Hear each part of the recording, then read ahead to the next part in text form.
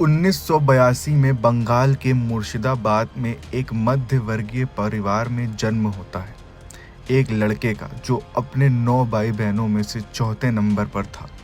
और जब वो लड़का 13 साल का हुआ तो उसकी माँ का देहांत हो गया।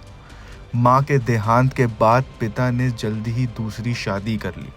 काफ़ी महीनों की परेशानियों को झेलने के बाद और अपनी ज़िंदगी से परेशान होकर उसने स्थानीय मदरसे की पढ़ाई छोड़ दी और अपने घर को छोड़कर भाग गया।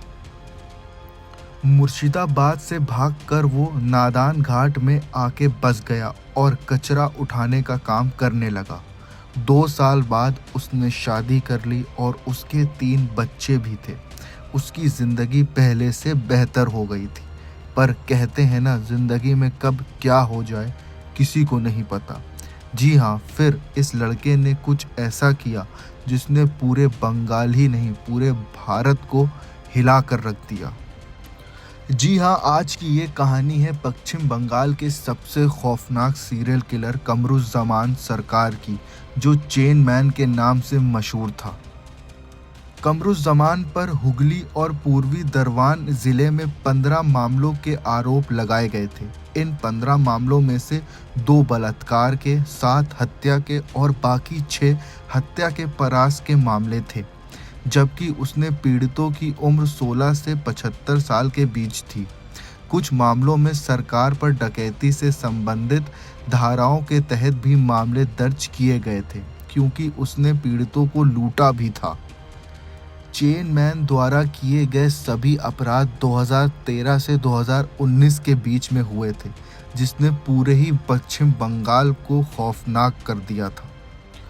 पुलिस अधीक्षक भास्कर मुखर्जी के अनुसार सरकार अपने शिकार को सावधानीपूर्ण तरीके से चुनता था और आमतौर पर दोपहर में काम करता था, जब घर के पुरुष काम पर चले जाते थे।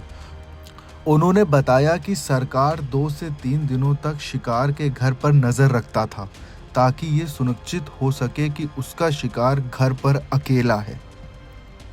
सरकार बिजली की रिकॉर्डिंग लेने के बहाने अपने शिकार के घर में घुसता था और फिर महिलाओं पर हमला करता था।